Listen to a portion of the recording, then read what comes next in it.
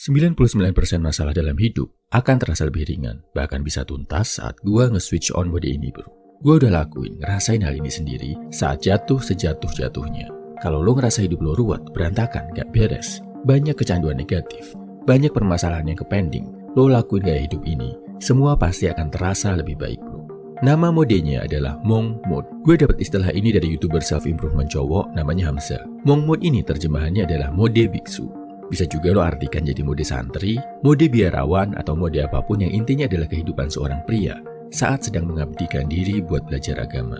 Bisa di kuil, tempel, pesantren, biara, intinya kayak yang dilakuin biksu, santri, atau biarawan. Anggap diri lo kayak mereka, bro. Apa action yang bisa dilakuin dalam Monk Mode ini? Ada 3 poin. Hidup disiplin di bawah peraturan biara, pesantren, atau kuil, beribadah, dan baca kitab suci. Penerapannya ke dunia nyata gimana, bro? Pertama, lebih disiplin. Lo wajib nulis jadwal harian dan menepatinya. Kayak santri, biksu, biarawan, mereka semua punya jadwal harian, bro. Mulai dari bangun tidur sampai tidur lagi, semua udah diatur. Awali hari dengan bangun lebih pagi. Isi kegiatan harian dengan belajar, kerja, olahraga, dan ibadah. Santri, biarawan, biksu, mereka semua bangun pagi, terus ibadah.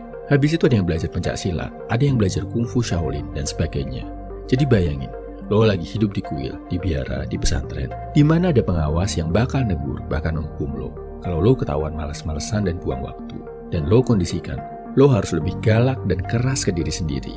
Masukin kata disiplin di semua hal yang lo lakuin sehari-hari. Kayak disiplin makan, disiplin mandi, disiplin beres-beres, disiplin tidur, disiplin gak kelamaan main HP, disiplin gak boros, dan sebagainya. Kedua, lebih dekat ke Tuhan. Kencengin doa, kencengin ibadah. Lebih banyakin ngelakuin hal-hal yang diperintahkan Tuhan. Jauhi larangan-larangan Tuhan. Kayak di pesantren, biara, atau kuil, di mana hal ini wajib dilakuin.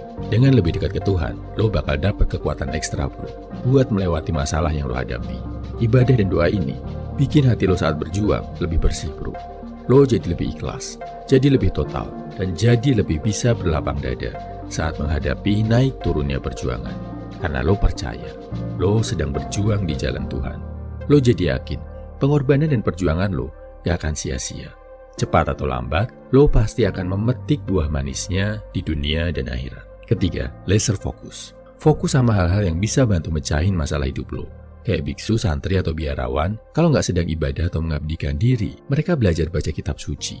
Lo juga harus sefokus itu, bro.